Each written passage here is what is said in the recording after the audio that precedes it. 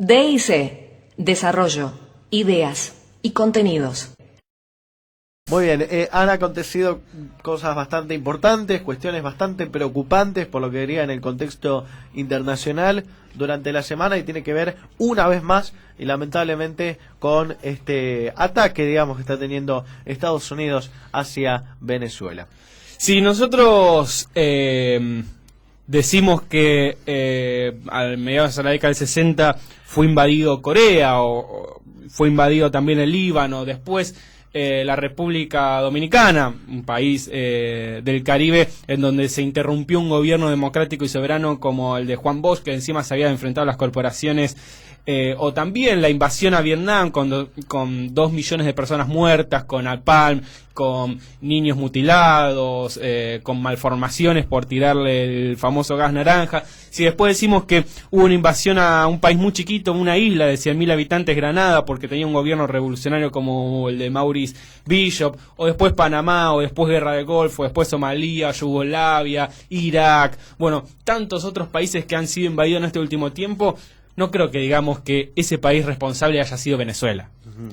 Creo que vamos a decir todos, y todos lo sabemos, que ese país responsable tiene un nombre y apellido que es Estados Unidos de América, y que a su vez tiene presidentes responsables de esas acciones, como fue George Bush y como lo es ahora Barack Obama. Entonces llama mucho la atención que Obama declare un decreto de emergencia nacional diciendo que Venezuela es una amenaza para la política de Estados Unidos y para la política internacional, y que a su vez diga y que él está comprometido con los derechos humanos. Esa es la doble moral, el doble estándar que tiene el mundo hoy por hoy. Le da premio Nobel a un presidente del país que más invasiones ha hecho en todos estos últimos años, que más personas ha matado, que más civiles ha asesinado, que más torturas ha realizado, pero se le pone el mote de dictador a un presidente, como es Nicolás Maduro, que como mucho se le puede decir que tiene un preso político, que es el gobernador, que hace, unas semanas lo hemos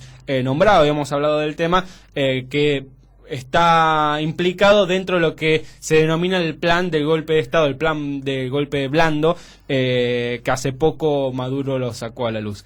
Entonces, en esa doble estándar decimos que es ilógico esta postura de Estados Unidos. Pero es ilógico desde la coherencia, pero sabemos que Estados Unidos tiende a hacer esto y que Venezuela en realidad detrás de todo esto le es una piedra dura en el camino, porque Venezuela, sabemos, está sentada sobre un barril de petróleo enorme y ese es el interés de Estados Unidos, no queda ninguna otra. Y como en su momento Cuba le generó muchos problemas por lo que significaba Cuba, por los pocos kilómetros que estaba y también por lo que generaba para América Latina, hoy por hoy Venezuela también, y lo que le genera muchos conflictos a Estados Unidos sin lugar a duda es este bloque latinoamericano que se le opone a sus intereses.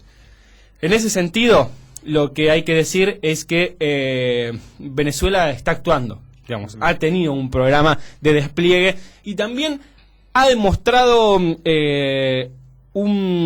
despliegue militar que es interesante. Digo, obviamente lo primero que hay que decir es que no hay nada mejor que la paz, y que cuanto más paz haya en la región, una región que nosotros conocemos que es América Latina, que si hay algo que nos dignifica es que hemos sido pacíficos en un montón de cosas y que no entramos en guerra por cualquier cosa, y que durante más de 100 años hemos logrado, o por lo menos en estos últimos 50 años, hemos logrado dirimir nuestros conflictos por vías diplomáticas, o por lo menos hoy por hoy cada vez está más profundizada esa relación entre países. Bueno, en ese sentido, lo que hay que decir es que Venezuela ha movilizado 80.000 militares y 20.000 civiles armados en un esquema de despliegue territorial por cualquier tipo de invasión o amenaza extranjera, y que a su vez tanto chinos como rusos empiezan a hacer operaciones militares conjuntas en el territorio venezolano. ¿Esto qué significa? ¿Significa que Venezuela o China han invadido Venezuela? No, significa que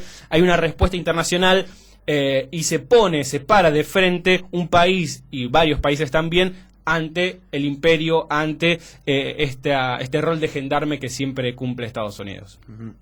Comentan que para mantener la paz, lamentablemente, y en línea de lo que vos decías precisamente, para mantener la paz hay que tener una bomba atómica, digamos, de alguna forma para anular poderes. Y en algún punto algo de cierto tiene eso, digamos. Si bien tener una bomba atómica, digamos, es muy difícil pensar que alguien que tenga una bomba atómica no la va a usar, pero lo hemos visto en la Guerra Fría y los que tenían bomba atómica por lo menos no han sido invadidos. Recuerden, la neutralidad que hay hoy por hoy en lo que fue el conflicto de Pakistán-India fue porque cada uno tenía una bomba atómica.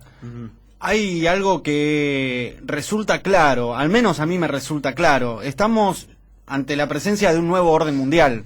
Está clarísimo. Estados Unidos sigue siendo potencia, pero está perdiendo su liderazgo y no es casualidad que en momentos en que Latinoamérica está trazando compromisos comerciales o de otro tipo con nuevas potencias como puede ser China, Estados Unidos intente intervenir en Latinoamérica. Ya lo decía Atilio Borón, el primer paso es Venezuela, pero luego van a venir por Brasil, por Argentina. En Brasil ya se están sucediendo numerosas protestas, como se sucedieron aquí con los cacerolazos contra el gobierno de Dilma Rousseff, y no hace falta describir lo que está sucediendo aquí en Argentina. Es claro que la operación se está desplegando en por lo menos en los 3 países fundamentales de este bloque latinoamericano soberano, que son Argentina, Brasil y Venezuela. Ahora, yo no creo realmente que Estados Unidos se anime a invadir o realice una invasión o una incursión militar en Venezuela, porque es muy arriesgado y porque les complicaría demasiado su política externa, digamos. Tiene todavía Venezuela un gran apoyo de los países latinoamericanos por un lado, pero también del mundo, y la realidad es que, si, como yo les repasaba, digamos, algunos de los países que invadió Estados Unidos, si ustedes se fijan, ninguno es una potencia militar. Digamos, Granada con 100.000 personas no creo que sea una potencia militar. Vietnam no era una potencia militar, porque recordemos que Vietnam venía, por ejemplo, de ser colonia francesa, de ser invadido por Japón, y ahí se anima a invadir Estados Unidos, Vietnam. Y no tenía apoyo regional. No tenía nada Vietnam. Pero en esos conflictos es donde empieza a tener Afganistán, Irak, digamos, eran países regalados para Estados Unidos militarmente, que después le genera un costo muy grande. Entonces yo no creo que realmente se anime a invadir Venezuela, pero sí creo que va a seguir fogoneando para que la oposición interna, cada vez más fascista, más radicalizada, más paramilitar, digamos, logre su cometido, que es derrocar a Maduro. Eso sería un conflicto muy grande, y yo creo que ahí Venezuela está al borde de, digamos, de una guerra civil, digamos. Es difícil plantearlo así, pero se ha radicalizado tanto la oposición de venezolana y está tan financiada por los organismos internacionales como la CIA, la Mossad, el USAID, digamos, de Estados Unidos, todas las agencias norteamericanas, que sin lugar a dudas puede generar un conflicto interno muy grande. Por eso América Latina tiene que responder rápidamente a esto. Yo creo que la UNASUR en este sentido está un poco congelada, digamos, ha salido tarde, y creo que no es lo mismo sacar un documento de cancilleres que un documento realizado como por presidentes, como por ahí lo fue cuando se intentó realizar el golpe de Estado en Ecuador, por ejemplo, cuando se realizó el golpe de Estado en Honduras, y en Paraguay. Y en Paraguay también. La UNASUR me parece que ha salido mal. Si bien el documento es claro, dice que hay que derogar el decreto, que no permite la intervención, que hay que sostener la soberanía y respetar la autodeterminación de los pueblos, pero me parece que ha salido mal la UNASUR. Y de hecho se habló en un momento de postergar la reunión. No se puede postergar la reunión cuando se está en proceso un golpe de Estado, porque además hay que entender que si se cae Venezuela, esto es un dominó, digamos. Empiezan a caer todos los países, tanto Argentina como Brasil, digamos. No somos Argentina, no somos Brasil, no somos Bolivia con Evo, no somos Correa en Ecuador, no somos Maduro en Venezuela si no estuviéramos todos juntos. Eso es muy claro. También otra de las posibilidades que se abría era un bloqueo económico, tal cual sucedió con Cuba, en un momento que estaban en plena diplomacia con el país del norte, con Cuba, precisamente se genera ahora este tipo de contradicción, ¿no? Generar en algún momento un posible bloqueo económico a Venezuela si es que no funciona la vía militarizada, como bien decías. Claro. El bloqueo económico igualmente estaría perjudicando al país, que ya anunció que podría proveerse de recursos europeos, pero que igualmente estaría debilitando a Venezuela. ¿Por qué este doble estándar? Esto de retomar las relaciones diplomáticas con Cuba y hablar de un posible bloqueo con Venezuela. Y es la misma estrategia que tiene Estados Unidos, digamos. Plantea mejorar su imagen ante un bloqueo que ya está avejentado, como es el de Cuba, digamos, que ya no tiene ningún tipo de legitimidad. Sabemos en las Naciones Unidas todas las votaciones ha perdido Estados Unidos. Y busca recrudecer Venezuela porque sabe que Cuba con Venezuela es fundamental. Digamos. Para Cuba, Venezuela es un punto fundamental, sobre todo en la parte de petróleo y demás.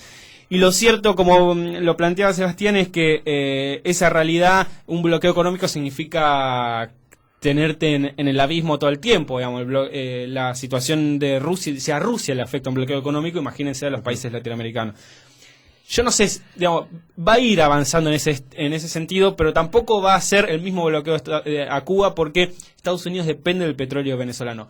Durante todo el gobierno de Chávez, sabiendo lo que era Chávez, y durante todo este gobierno Maduro, Venezuela sigue exportando a Estados Unidos, porque Estados Unidos no tiene grandes proveedores en esta región de petróleo. Y porque tampoco es interés de Cuba de Venezuela bloquear a ningún país. Seguro. Entonces, digamos, en ese juego siempre es avanzo un poquito, pero no voy demasiado. Cierro con una frase que dijo ayer Axel Kicillof, que me parece muy interesante y la hacemos propia. Dijo, estamos de nuevo juntos. Latinoamérica es una sola y esto también es irreversible. Es irreversible si los países y los gobiernos de Latinoamérica entienden que defender Venezuela es defender todos los proyectos soberanos que tiene cada país. Sin defender esto no somos, no somos uno solo, no somos libres. Por eso es irreversible defendiendo a Venezuela. La columna política en la voz de Diego Malvernat.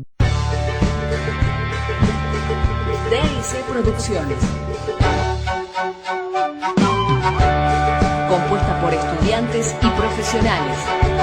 Creada como servicio de la comunicación.